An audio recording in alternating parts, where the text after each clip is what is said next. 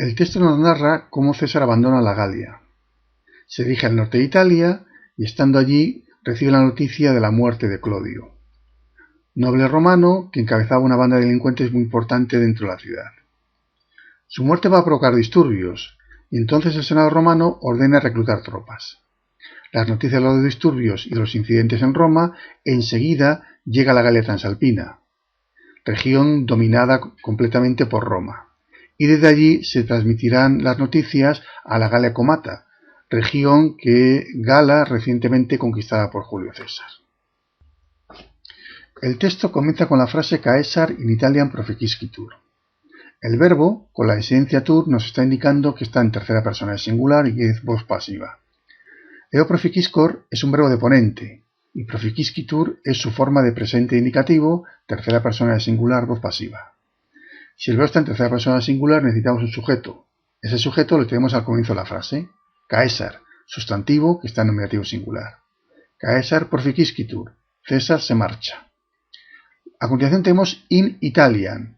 In es una preposición que puede ir con acusativo o con ablativo. La forma más sencilla de saberlo es mirando la palabra que va detrás. Si os fijáis, Italiam, con la esencia an, nos está indicando que está en acusativo. Acusativo singular, género femenino.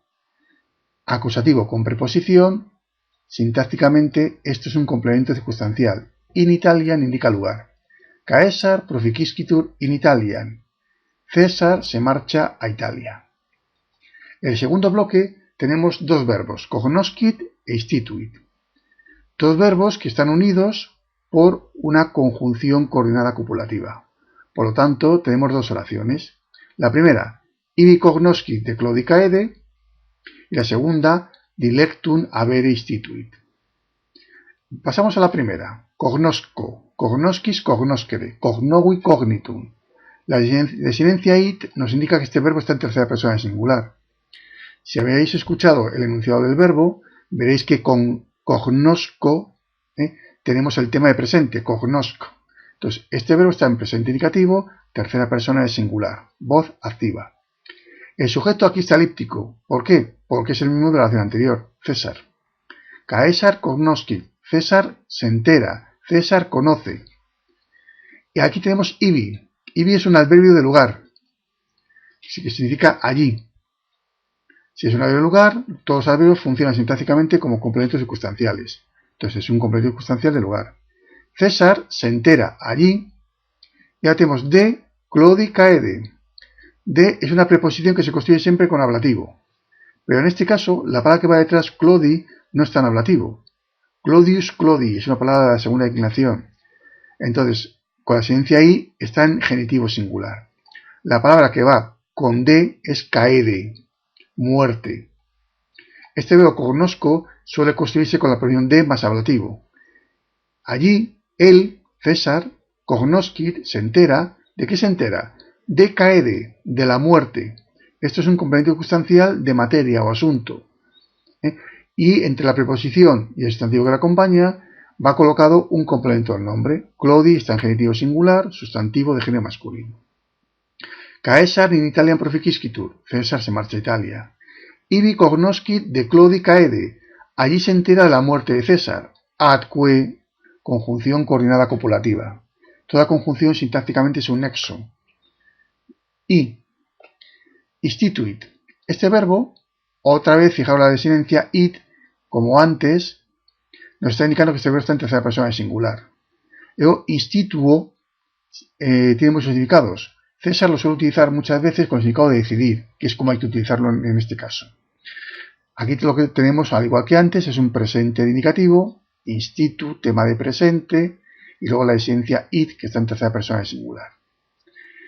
Ese es el verbo. El sujeto sigue siendo el mismo de antes, César, omitido.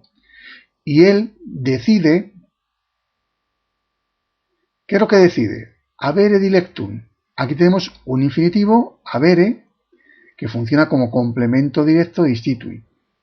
Habere es un infinitivo presente, en voz activa, complemento directo de instituit. Decide literalmente tener. Tener es una forma verbal que puede llevar un complemento directo. ¿Por qué? Porque es un verbo transitivo. Dilectum, esta palabra es una palabra de la cuarta declinación, dilectus, dilectus. Está en acusativo singular, es de género masculino y significa reclutamiento de tropas. Es el complemento directo de avere, y avere a su vez complemento directo de instituit. Si repasamos todo lo anterior, tenemos Caesar in Italiam proficiscitur, César se marcha a Italia.